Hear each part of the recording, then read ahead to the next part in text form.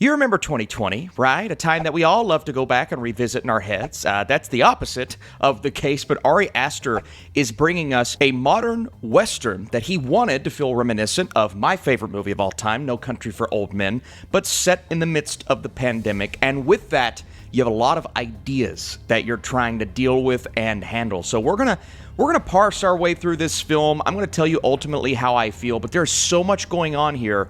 I expect a wide range, a spectrum of opinions, and I'd love to know what you think. Look, Joe, 6 feet. Let's start with Ari Aster.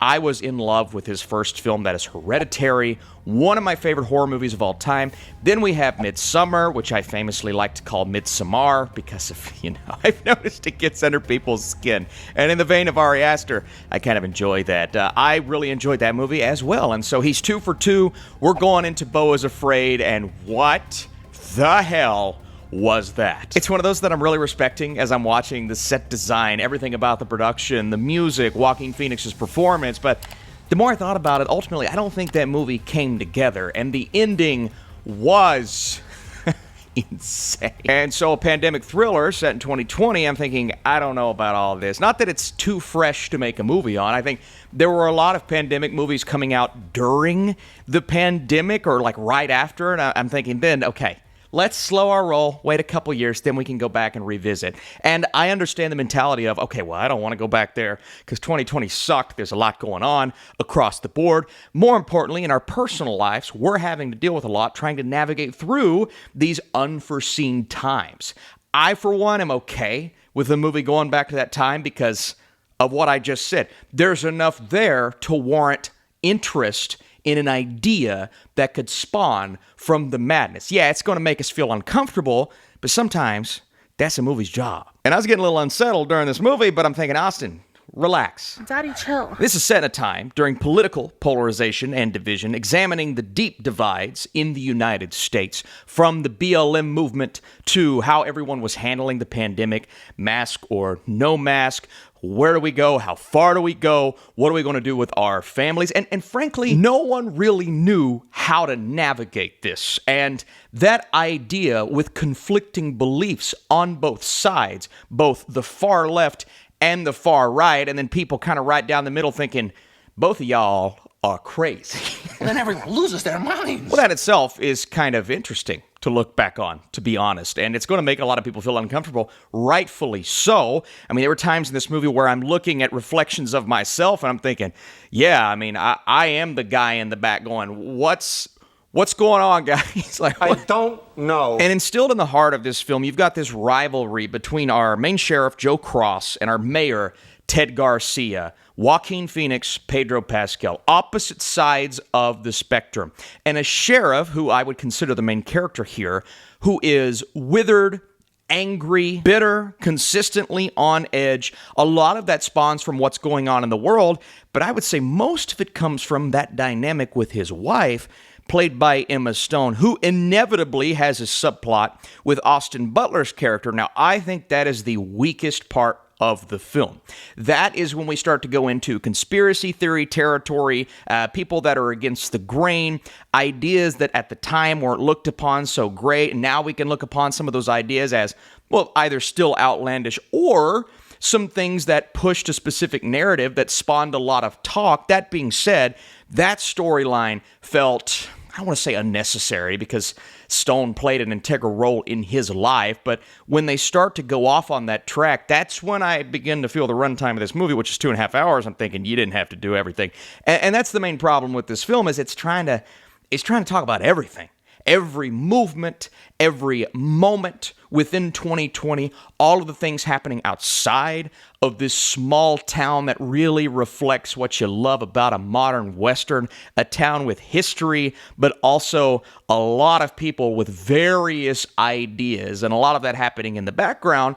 But when these things begin to come to the forefront, that's when the film starts to lose its way, even though a lot of interesting topics of discussion. And ultimately, this movie is a lot of winding roads and ideas that will lead people to come away dissatisfied because it can't quite pick a lane. Stay in the right lane, buddy. You're going 10 miles below the speed limit. You're clearly not going to pass anyone, so why are you in the left? And I'm thinking that the entire time during Eddington, not the entire time, a lot, thinking, why don't you just go back to what I was just fascinated with 5 minutes ago, yet you're spending so much time over here, spending 20 minutes on that, and ultimately you could have taken this runtime from 2:30 to 1:45, and you're fitting a lot of ideas in here that maybe didn't need to be a part of this narrative. But it's such a wide-ranging series of events, I can't speak on what did and did not need to be in here, because ultimately, what is the main point of this movie? You're asking me right now? I don't know. Is it a pandemic satire, a modern Western, a thriller, which it dives headfirst into over the last 30 minutes? And let me tell you how I was feeling during this movie. The first 10 minutes, I'm thinking, I hope this is not the entire thing. Mask on, mask off. We're trickling into the BLM movement. And not that I don't think we can explore those ideas, but it's very obvious in how it's going to approach them. And I'm not saying, oh, it's going to piss off the liberals, it's going to piss off the conservatives. No, this movie actually pisses off both sides. And I kind of like that. I'm okay with looking into a mirror of our past, with reflecting upon how stupid we can get during certain things. And you know, looking in that mirror sometimes is tough to do. I think of all of the ideas that I had in 2020 and not knowing what was going on, obviously, but some of the actions that we see take place in this film, I'm like, all right, what were people thinking? You know what I mean? Like, what was so intense one way or the other?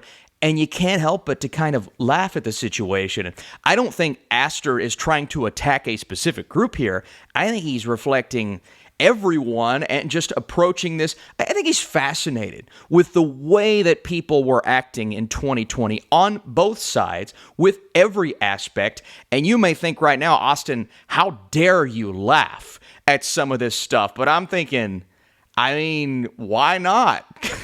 I don't believe he's judging this as a filmmaker or director. I think he's just diving headfirst into it because that's the setting of what this story ultimately becomes, which we kind of discover what his intentions were in the final 30 minutes. But I want to go back to how I was feeling. So the first 10 minutes there, and then we have about 45 minutes of, all right, it's lingering. There are so many ideas.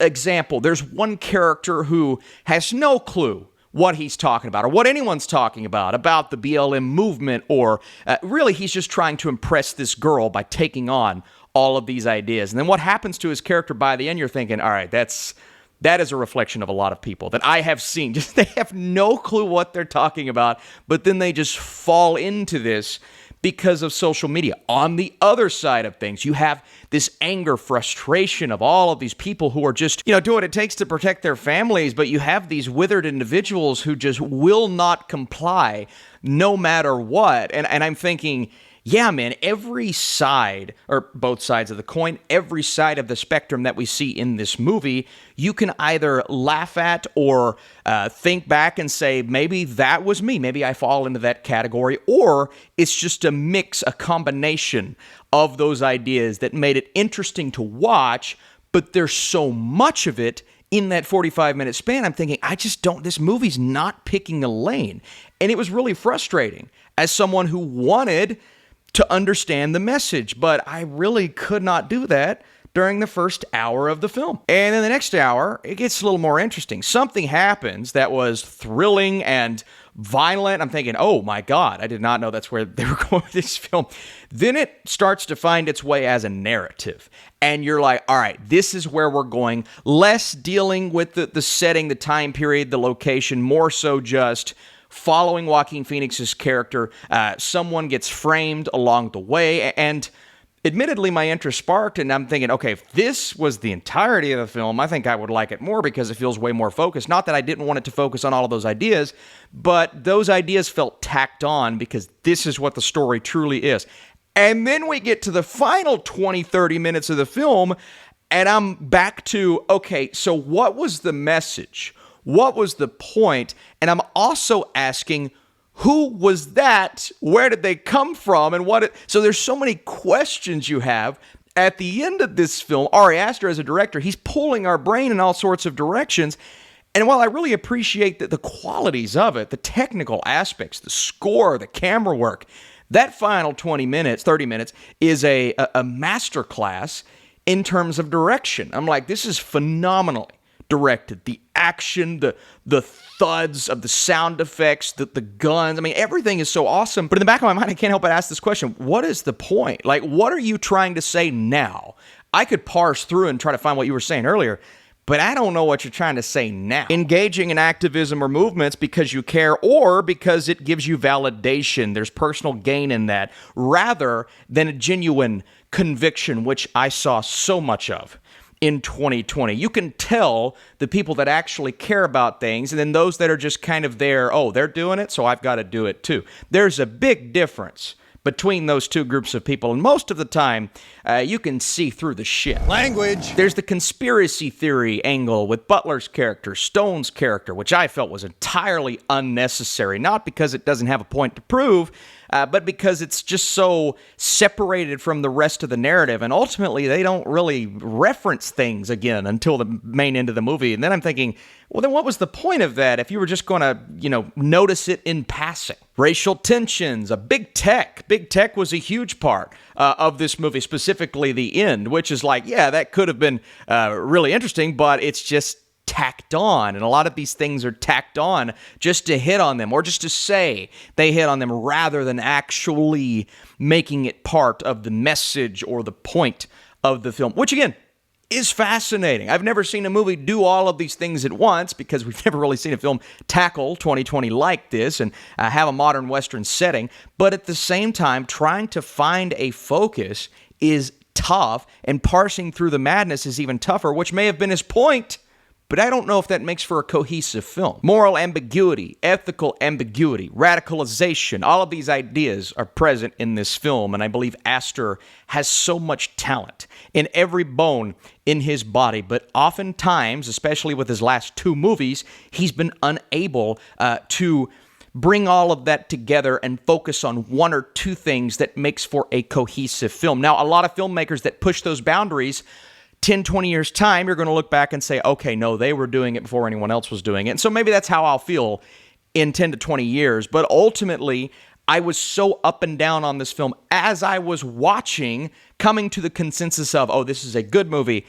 I'm not able to do that right now because it's so unbalanced. As you can see, even though we're struggling to find a point to this entire thing, at least we're talking about it. Maybe that reflection of society was what Aster was intending on us starting a dialogue over. I thought I was speechless when I started this video, but now I'm like, am I talking too much? Real quick performances. Pedro Pascal is great. Phoenix is awesome. I loved what they did with Phoenix's character. And at first I'm like, it feels too familiar to what he's been doing, but it slowly transforms into something else.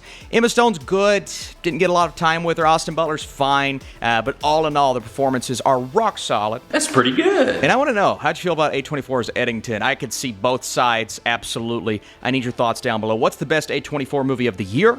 What's the best A24 movie of the decade? Leave your thoughts, share this video, drop a like, all those beautiful things. And Eddington is obviously a huge swing. It's an ambitious series of ideas that lack any form of cohesiveness until the story begins to find its footing at the halfway point. Its broad scope of talking points is fascinating in a vacuum, but navigating through this madness makes for an uneven and often overly convoluted result. When everything comes together, especially during its third act, it features some of the best filmmaking of the year. Unfortunately, its tonal inconsistencies and lack of focus keeps it from being that masterful product that I'm sure Ari Aster was aiming for. And so ultimately, I didn't get the point of it all, which is what I was searching for throughout this entire movie. And there's so much fat that they could have trimmed off of this thing to make it more focused. And when I was locked in, I'm locked in. I'm not lying when I'm saying it's some of the best filmmaking of the year at points. But at other times, I'm thinking, what is the script doing? Why is it taking a detour here? It is way too long. That's for sure. I'm probably more in the middle than a lot of people are going to be. It's going to be one side or the other, but I'm just trying to work my way through this. All right, shut up, Boston. Move on. I'm going to move on.